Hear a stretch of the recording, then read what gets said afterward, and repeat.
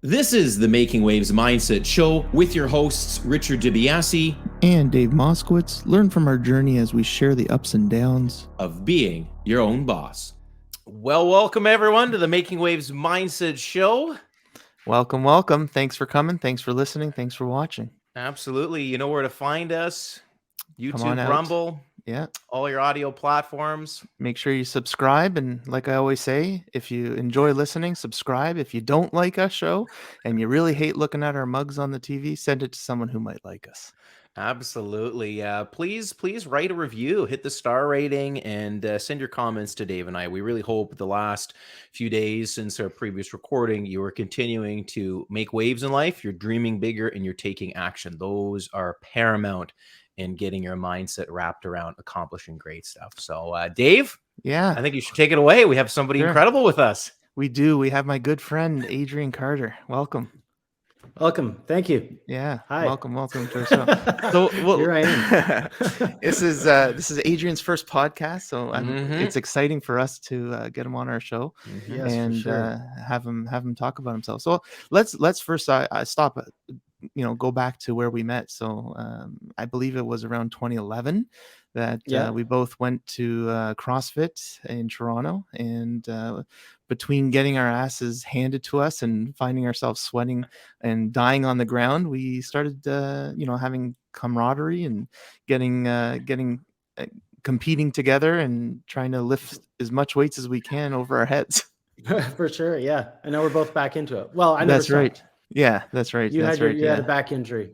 I did. Yeah, I got out of it for a bit. Had to check my ego at the door and came back into it nice and strong. See, I come in with low expectations, so I've never hurt myself too badly. That's right. Yeah. So it's been a great fitness journey. I've really enjoyed it. I've taken a different mindset into CrossFit, and I'm really enjoying it now. But Adrian, that's sort of how we met, and we wanted to bring you on here to sort of talk about who you are, where you're from, where you come from, what you've been doing, and business in relation to what your unique business is, because definitely we'll have some people out there who are definitely in the mindset of getting into what you're doing, which is very interesting. So maybe if you can just take us back to, get in a little who you are, where you're from, what you're doing, stuff like that. I'm Adrian Carter. I've born and raised in Toronto. I'm a TV producer. I make unscripted shows for cable and for streamers, and I've been doing that for my whole career. Basically, I started as if you want to rewind to the beginning, let's do it. It's not the beginning, but let's go back from birth. It was a dorm. I was born at Women's College stormy Hospital. night. I was born. No, I went to, my degree is actually in ecology and evolution. I went to Western for honors of Bachelor of Science in ecology and evolution. And I always enjoyed that stuff. I still do enjoy nature a lot. I worked in it briefly in Australia. Wow. And then when I came back, I just could tell that wasn't going to be what I wanted to do. So I went to the Canadian Film Centre, which is started by Norman Jewison, the famous Canadian director. And that's a really good program. It's still running now. I think Netflix is their key sponsor now. At the time, it was Paramount. But it's a really good program for film and television development, everything from producing to writing to editing to directing. And it's quite competitive to get in, but it's a good community. So I went there. Then concurrently, I was like designing websites and stuff. That was kind of the dawn of Macromedia Flash and all that stuff. So I was designing freelance websites, and after Canadian Film Centre, we took our project that we had done there, me and my two partners, and pitched it to CTV, and it ended up becoming a show on the Comedy Network called Odd Job Jack, which I don't know if you guys remember that at all. I heard. I definitely do. I definitely do. Yeah. So we did 5 seasons. That was the first show we ever pitched. Yeah, Canadian famous. Yeah. And we did 5 seasons of it. And that's just not how it works in TV. You learned that quick, right? Yeah. Yeah. So that was about, I was at Smiley Guy Studios was the name of that company. So we started a company to make that show, and that company ended up becoming basically an animation studio because that was an animated show. Incredible. And after doing that for about 10 years, it just got, you're so limited by, you have all these people working there you've hired to make the animations that you have to continue getting projects to support those specific people. Right. So you kind of became an animation studio, no longer a production company per se. So I left and started Shark Teeth on my own, and I was just kind of freelancing. Shark Teeth Films, that's my company now. And I was freelancing, directing stuff and pitching projects with other companies. Ended up partnering with my current partner, and he became 50% owner of Shark Teeth. And now that was about 12 years ago now, a long time ago. Or 11 years ago. And we've been producing, like I said, for unscripted stuff ever since for Discovery Channel. What is like an unscripted stuff?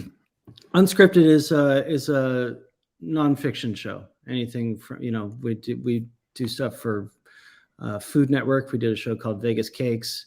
Cool. We did a show on Animal Planet called Rugged Justice. That was a follow documentary following the Washington State Fish and Wildlife Police.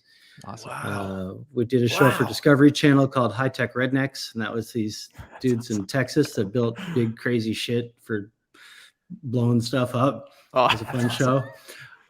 We've done shows for HGTV. Right now we're doing 2 shows for Discovery Science Channel. One's called Secrets in the Ice. Cool. And that's doing really well. We're on season 2 is airing right now. Fingers crossed for season 3. Yeah. And we're producing right now season 1 of Secrets in the Jungle, which is like a counterpart to Secrets in the Ice. Secrets in the Ice is a show about as the ice melts around the planet, everything's obviously getting hotter, as we know. Yeah. Stuff is revealed. Airplanes, mummies, swords, ancient civilizations. What is that stuff? Yeah. Where did it come from? How did it get there? What's the story behind it? So we explore in Secrets in the Ice those kind of mysteries. And in Secrets of the Jungle is the same thing. So if the glaciers are melting, then the forests are burning, right? So what's under the forests is Secrets in the Jungle. Interesting. Yeah, so those are fun shows to make. And actually, Secrets in the Ice is doing really well on TikTok right now. Awesome. It's our hashtag has almost 15 million views. Wow. Yeah. That's incredible. So, yeah. So, congrats. That's awesome. Yeah, it's fun. It's fun so stuff. I want to jump back. You're talking about pitching your show to CTV at the time. And I'm sure there are people trying to pitch business opportunities or trying to do something equivalent to that. Like, what were the feelings and the emotions of having to put something together and go in front of this conglomerate to go, we have an idea. Yeah. And look at what it's spun off to today. Like, it's insane. Yeah. Well, the first pitch was a lot different than the 150th first. Of course. Because there's a lot more heartbreak in the first one, although it was successful, which was not an indication of things to come in the future. We pitched we're probably 1 for 20 on things that we pitch. So we're cranking stuff out all the time. We're always in some state of pitching someone on someone, because you just in a small business, you need to keep your opportunities alive, right? You need to always have something that might turn into something, because when you get to the point of you've run out of cash for some reason and you don't have anything that's not going to turn into anything, then that's it. That's what they call the end of the line. The end of the line.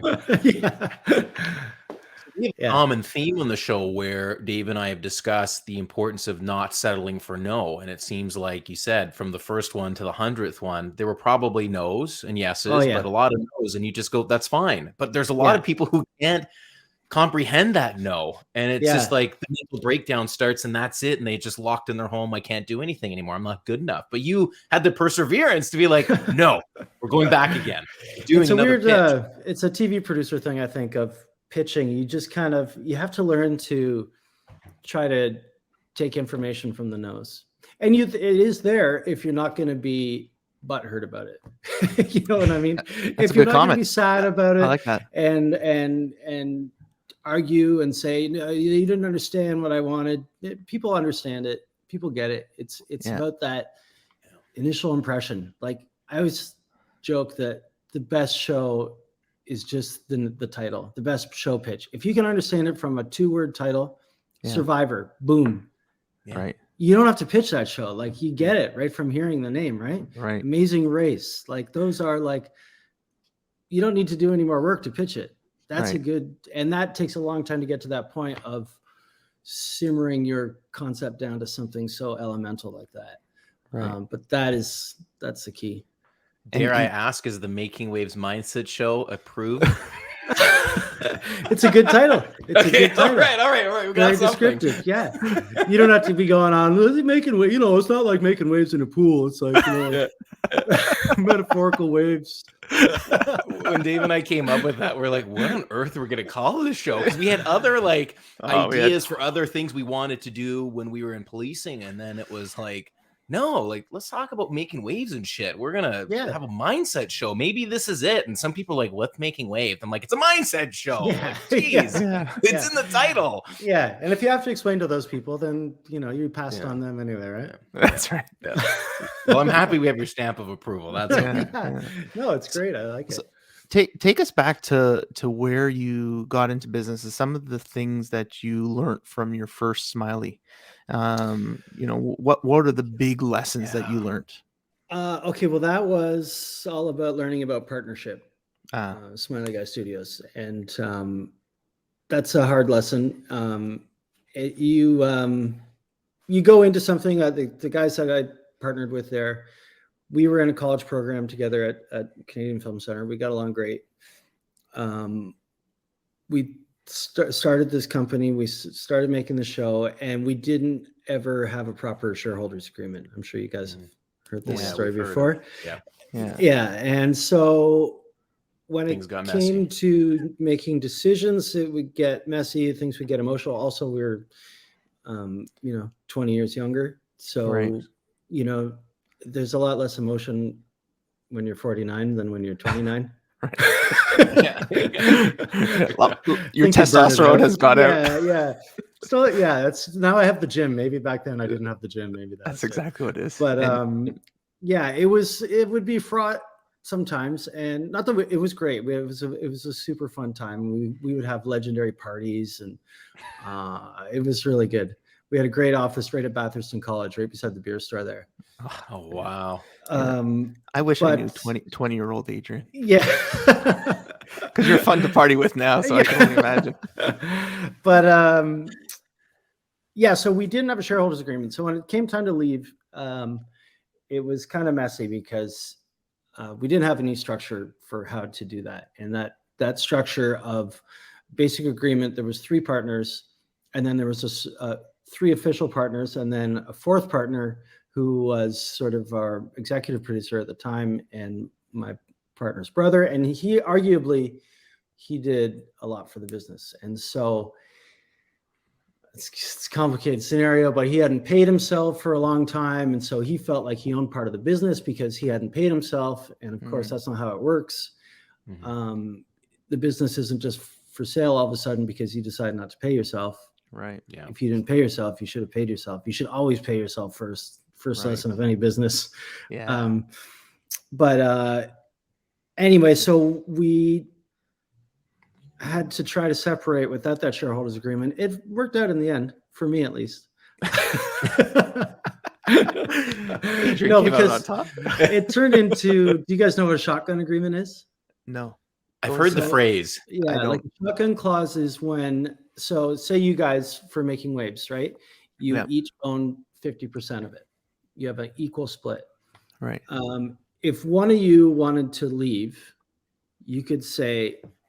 Dave says, Richard, I'm selling you my part for 10 grand. And you're like, no, fuck it. I don't want to buy it. So then you can buy him for 10 grand. Oh, okay. I see. So Very you put an interesting. offer. If you don't better it, then it's accepted on the other side. Got it. So it means you can't just go to your partner and say, I'll give you $500 for your share. Your partner can come back and say, well, I'll give you 50 grand for yours. Right. You know, obviously it's logical who's going to come out Of course. with the business, and you're going to take the 50 grand, right, Richard? Right. Of course. So, I wouldn't do that to Dave, though. We go back. We go back. We have been through ups and downs on the Making Waves Mindset show. Yeah. You know. But it's a basic thing in agreements, in shareholder agreements, that is in there often. That's you have an exit plan that's built into how your share structure works, and that shotgun agreement that's what we have now in my company now. And now I only have one partner. That's way better. You don't want 3 partners. So lesson meaning minimize your partners. Yeah, and have a shareholders agreement And a shareholders agreement. That's a good lesson. Yeah. Great lesson learned. We recently were talking about accounting. Yeah. Let's just My talk a favorite little topic. about that. Yeah. And since it's fresh in our minds, right? Let's talk about some of the turmoils with that, just so that we can let our listeners know. Accounting, we've had our ups and downs over the years. At Shark Teeth, I'll just speak about Shark Teeth specifically now. It's always hard to get full-time people, because especially at the beginning, when you just have a show that's starting, it's not necessarily like a company that's starting and here's years of contracts. You start with a pilot or something, or 6 episodes. It's like 8 months worth of work, right? So you're not staffing up forever. So we had a few freelancers, things like that. Things went awry quickly there, because it's complicated in Canadian television with tax credits and stuff. There's a lot of, it's about timing. A lot of it, you have to get your shit in or you're going to miss out on stuff. And if you don't get it in, that's a problem. So we fixed it that time. That was 10 years ago. We had a guy come in full-time after that. And then we were doing, sorry, just quickly, there's 2 kinds of TV shows you can make. There's commissions, and there are co-productions. So in a commission, a TV show that's a commission, we go to Discovery Channel and say, here's our show about guys mining diamonds. Yeah. Okay. And they're like, all right, we like it. Here's 100% of the budget. Right. And we own it. Discovery Channel now owns it, but they pay us 100% for it. Okay. They pay us as we need the money. And we maybe sign a deal with them that says we're the exclusive producers of it, or we have the first right of refusal to produce it. Got it. Interesting. Even though it was your pitch to them. Even though it's our pitch to them, they become the copyright holders, and then they can exploit it internationally. Got it. And It's almost like book territories. writing to an extent. Yeah, it is. Yeah, it's territories, right? So got it. That's a commission. And in a co-production, we would go to, say, Discovery Science Channel, Secrets in the Ice. We go to them and say, what do you guys think of the show? And they're like, oh, it's great. We want it. We only can afford half of it. So we say, okay, you guys can have half. You guys pay half the budget, and you get the US license for it. We get everywhere else in the world, and we pay the other 50%. Now we go and raise that other 50% by getting a distributor who's going to advance us money, much like the book again, a distributor who's going to advance us on the sales. And then the bank loans us the tax credits that we're going to recoup on it. Wow. So it's a complicated amount of accounting. Back to the accounting guide. So we had cleared up our initial problems with that one, and we learned our lesson. And then we had this guy come in-house, and we were doing mostly commissions. So those are the Animal Planet shows, Food Network shows. The accounting is much simpler in a show like that, because we are just supplying cost reports and saying, we're getting our drawdowns until we get to the end of the budget and everything's happy. Much easier accounting. When we switched over to co-productions, this accounting setup that we had was not able to keep up with the time demands of a co-production accounting, let alone 2 shows. Right. So yeah, the wheels came off again, and we're putting them back on. Getting it back straight. Yeah. Yeah, I mean, they're on the axle. We don't have the nuts on yet, but All we're working on it. That's the resilience, though. That's the resilience of running into these things as a business owner and entrepreneur. Like, be prepared for the unexpected, and when it happens, just you're gonna work through it. Take it day by day. Yeah. Yeah. Totally. I was I'm opening up this franchise, right? And so there's another gentleman, his name is Grant, in Vancouver, simultaneously opening up the first one in Canada as well. So we're both opening up our first ones at the same time. So we go back and forth a lot on information. And the line he used about these kind of problems is, be prepared to get punched in the face. Yeah. As long as you're prepared to get punched in the face, you'll be fine. Totally. We call it eating shit sandwiches. There you go. I like that too. Yeah. You're just at the shit sandwich buffet, just making yourself. Nice. Big shit hoagie. Yeah. Shit hoagie. Wow, I love it. What did you have in place so that it didn't destroy your company? So like what resources did you call on as soon as you came up to this issue? Well, it was our one of our lawyers is a good friend of ours, and she sort of, not that anything, I don't want to say that anything like malicious was happening. This was not ever an intentional thing. It was just sort of a snowballing thing, which makes it even more difficult, Of course. Yeah. Sometimes someone doesn't know they're fucking you up. Yeah. And you have all your trust in that person to not fuck you up. And then you find out that they were fucking you up. Sorry, I'm swearing a lot here. That's okay. No, that's okay. Okay, no worries. Fully authorized. Yeah. Making waves approved. You're speaking I'm making waves. The authentic Adrian, right? That's what we want. We don't want to change Adrian. Adrian be Adrian, right? So I guess I think, Dave, when you and I were talking that day, it was I was just saying that, you never want to get the accounting screwed up, and you never want to have to go back and fix the problem. But it seems to me that happens about every 7.5 years. It's that 7-year itch thing. Where everything gets messed up. And like, as far as, we've switched back to a big accounting company now that basically does all the production companies in Canada. Okay.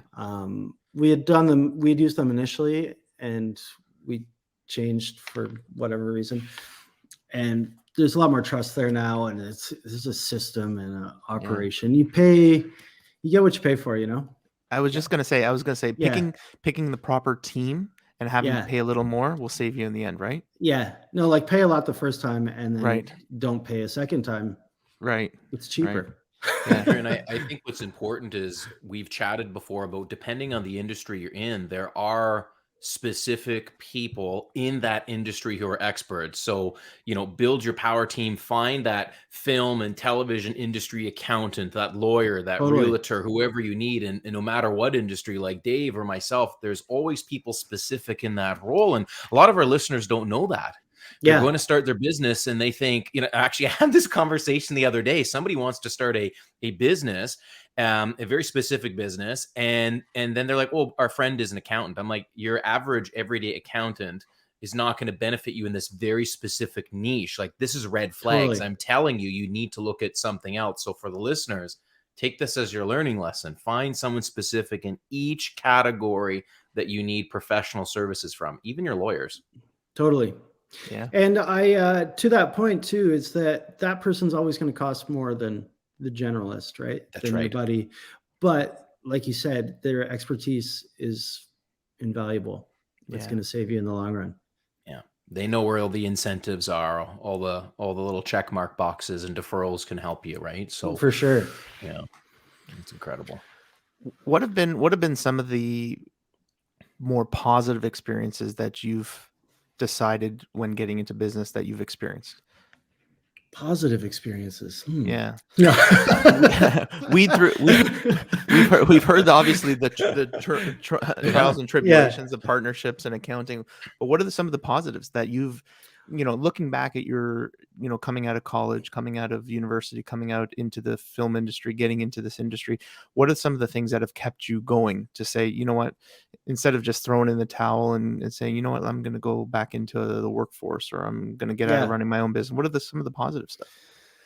Well, I always joke that I've actually never had a real job anywhere, so I'm actually unemployable where I have to do anything else. No, you have your environmental degree. You can go back into that. Yeah. Go be like a field scientist or something. That's right. Yeah.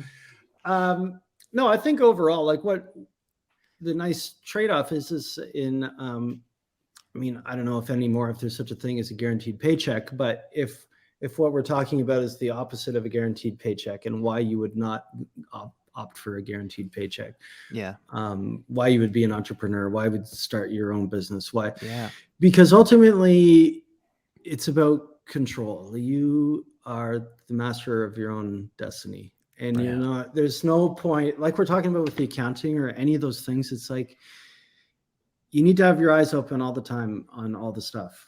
And if you like doing that, then that's enjoyable, right? Like, I like to be part of, I have a diverse interests in all kinds of things. And so I like to be part of everything. And I don't know if I could do that in a company. I mean, I've never worked at one, but I don't think that they would be interested in my inability to, focus for a 8-hour period in the office, or I'm free to follow my whims. And I mean, I'm busy and have shit to do all the time, but like, you do it when you want to, you do it when the moment strikes you. And I'm just so used to just kind of working on my own schedule and being my own thing. I just could never go to a clock that I was to work for somebody. I just couldn't do it. Yeah. But you hit the point, right? And that's the thing that me and Rich talk about all the time, is we left their jobs because we want that freedom. We want the ability to make our own decisions. We want the ability to, if I want to invest in a company, invest in a company. You want to run a company, run a company. You have an idea for making a new company, make that new company. Yeah. And you choose the direction of those companies within reason, right? Yeah. I think your passion drives you there too, right? And like, obviously your passions drove you to leave your previous careers. Yeah. And it's, I don't know, it's rewarding to hold your own future in your hands.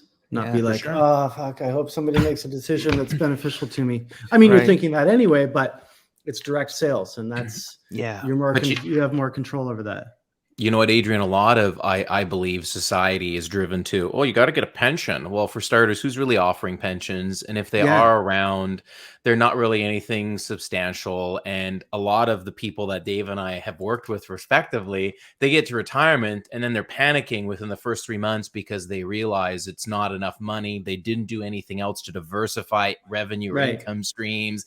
And now they're working at as greeters at, larger department stores. And I'm like, you worked your whole life to retire, and you've been blocked by this glass ceiling, and here you are going, it's been a rocky journey, but I got to do what I was passionate about. It was fun. I've learned about things, and if I want to go CrossFit in the morning, that's amazing. I want to talk to Dave and Rich, here I am. And it's not like you're being pushed into this little trough and told that's where you have to eat.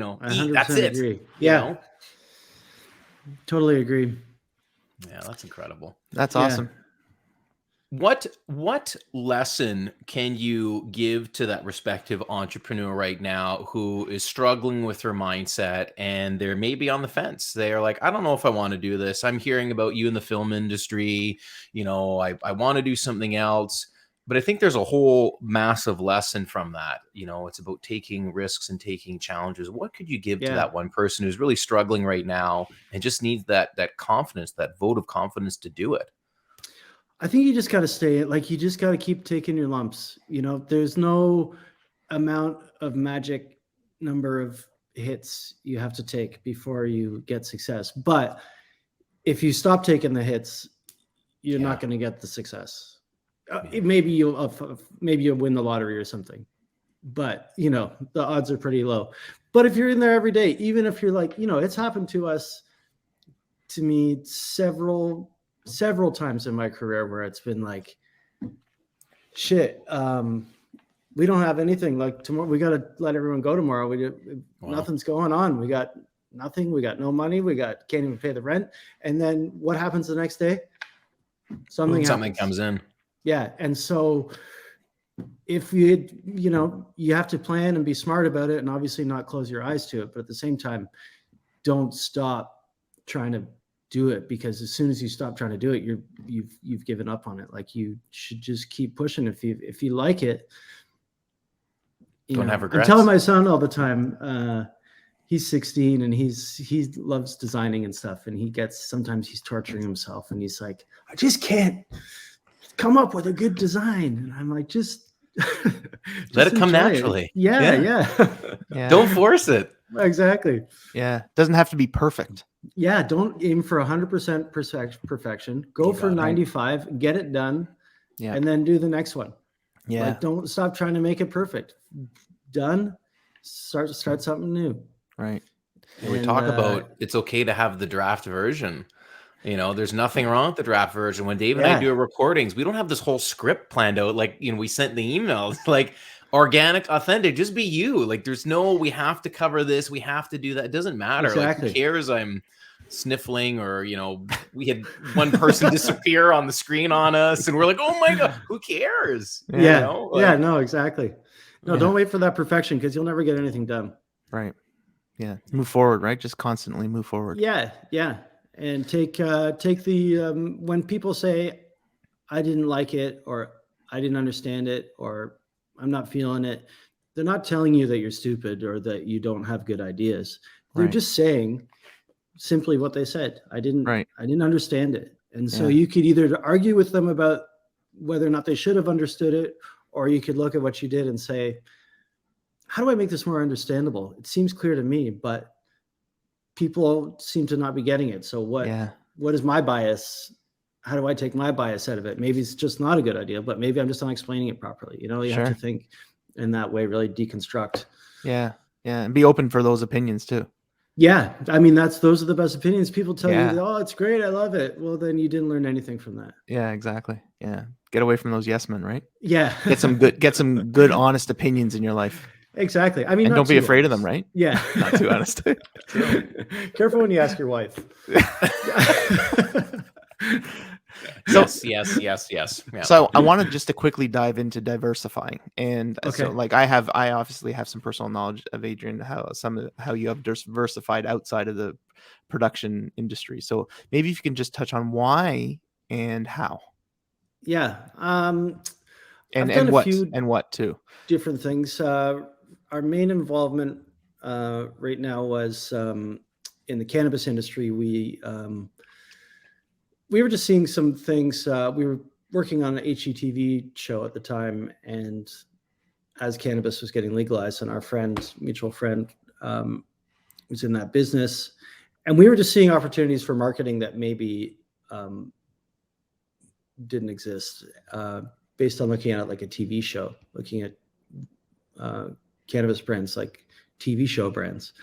So if you had a brand for women that was about how to make hors d'oeuvres, then maybe you could show them how to use CBD and add CBD to it and what the benefits of it would be, like that. So interesting.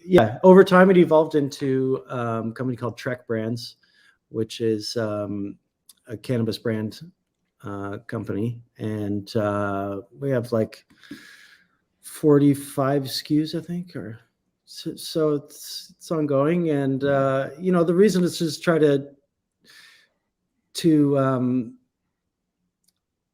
have an iron in another fire.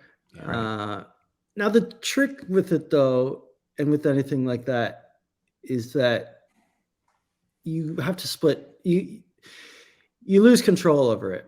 And so if we're here talking about being entrepreneurs because we want to do our own thing and have control over our own destinies, you need to keep in mind how much attention it'll need.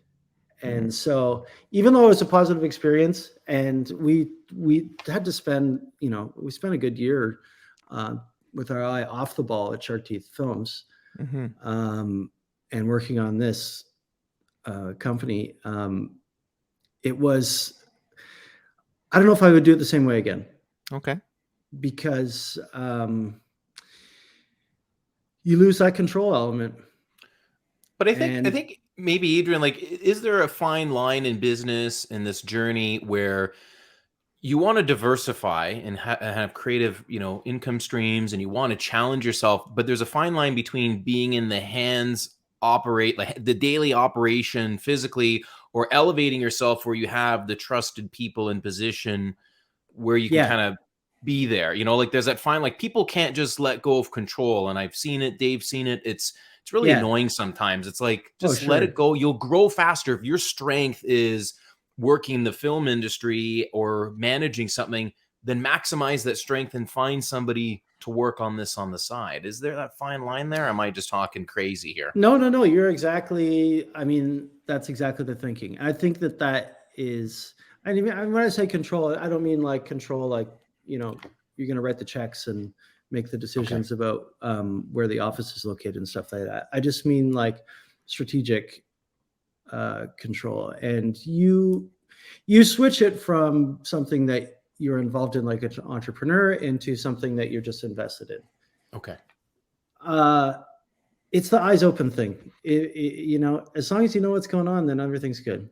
Right. And so just don't, I guess maybe my kind of long-winded point is like, it's not a magic, what's a better bet?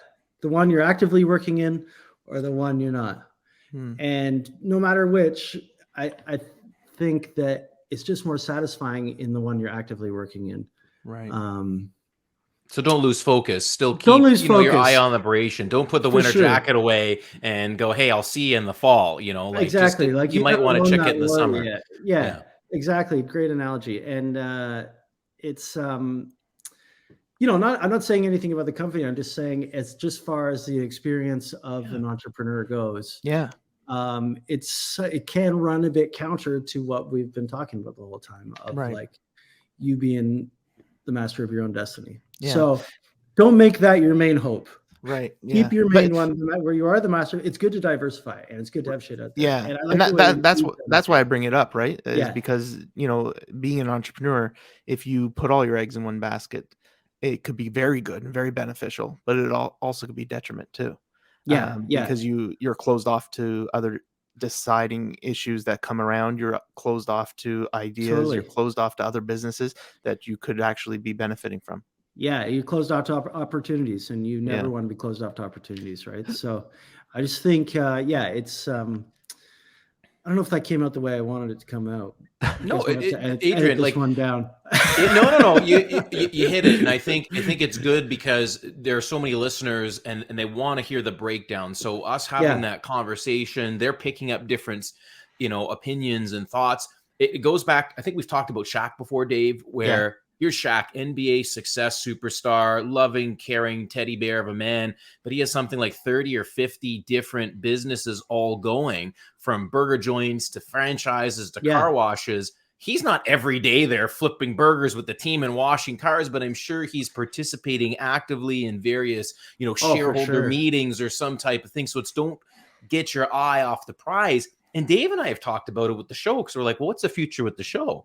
What do we want to do here? But we're also continuing to diversify, because we've told our listeners, you have to. And we mentioned at the beginning of the show, don't just settle for one income. We even spoke about it on another podcast. People got upset that I congratulated Elon Musk for soon to be on track for being a trillionaire. And I was like, that is an incredible story of somebody who took action and did something to accomplish these great things. But people lost their mind when I commented in social media about that. And I just was like, but he's diversifying. What's wrong with that? Like, why are you not wanting to do that? Yeah. So it's just this whole mindset shift and just being aware he's immediately, of your surroundings. Elon's just immediately polarizing as soon as you say his name. That's right. Your point got lost because it was about Elon. That's right. Yeah. That's right. Yeah, absolutely. Absolutely. Yeah, like I guess the point I was just trying to say is like, it's great to diversify. Just be careful about how you put that money out there. And if you can, I don't know, if you're going to spend $100,000 on something, do you buy a house and collect rent on it? Or do you put it to your buddy's t-shirt business?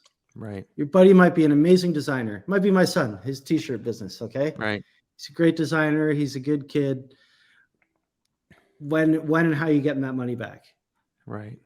Well, this is what I would do. I would buy that asset, that piece of property, take that income, and then discuss something with your son and go, okay, my money's locked here, but now I have a way I can give it to your son. Right. See? But the audience in some places, we don't talk about financial education, literacy. We don't.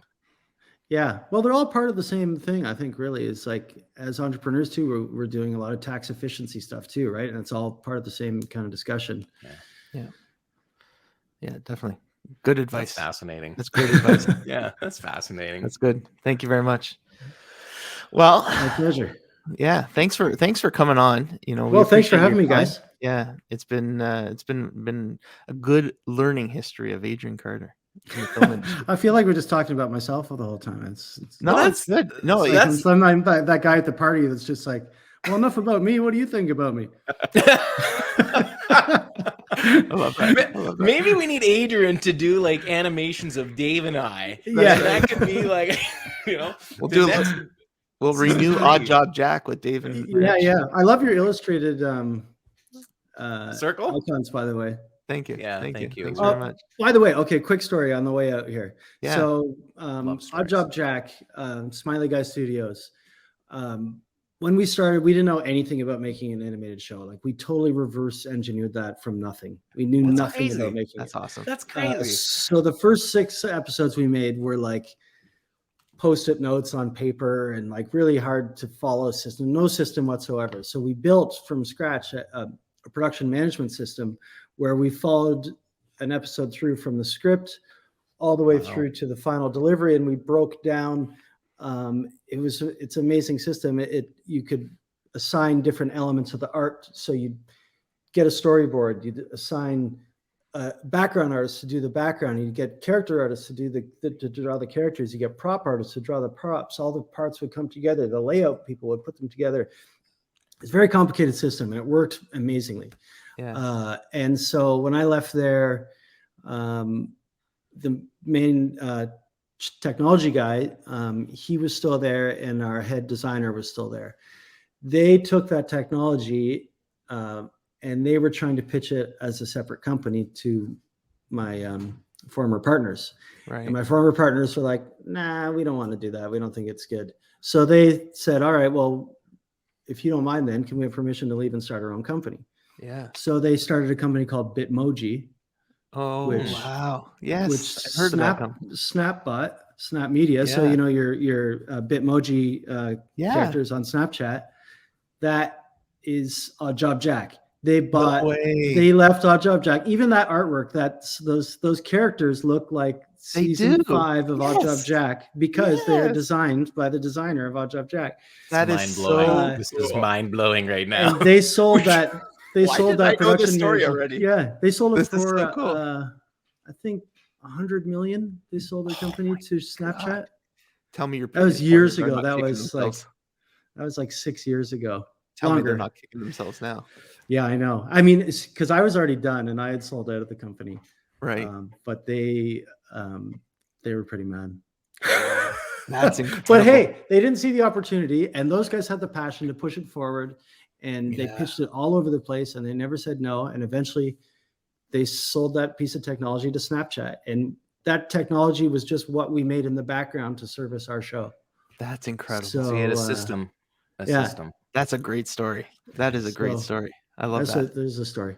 Yeah. So I think 2 things then with this mind-blowing story is, in closing, what can you leave our listeners with? Something mindset, something success, whatever. You might have something you like to tell people. This is your opportunity. And then secondly, where can our listeners find you? If you have a website or any social handles, plug them. This is your chance. So sure, we'll let you close it out. Well, I would, we talked about the pursuit of perfection and how you take rejection. I think that's my main thing, is just get it out the door into somebody's hands and hear what they have to say about it. Do your idea justice and make sure you get it out the door properly. Yeah. But the more times you get rejected, the quicker you're not going to get rejected. Right. There's no way to get that green light without getting 1,000 red lights first. Love it. Love that. That's great.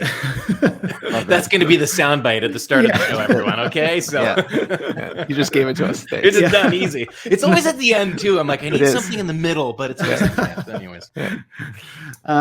Sorry, I lost my. Did I answer the question? Yes. And then where can everyone connect with you? If you have a website, handles, socials, anything like that. Sharkteethfilms.com is my company's website. I don't really have I guess my personal Instagram. Check me out on sharkteethfilms.com. My email's on there. And is there a LinkedIn or any other way that people? Yeah, I'm on LinkedIn, Adrian Carter. Okay. Perfect. I'm out there. I'm on all the platforms. I have a public profile and everything. So I don't go on Facebook really. So you might see me there, but I won't see your message. But Instagram, I'll see it. LinkedIn, I'll see it. Awesome. Email, I always see it.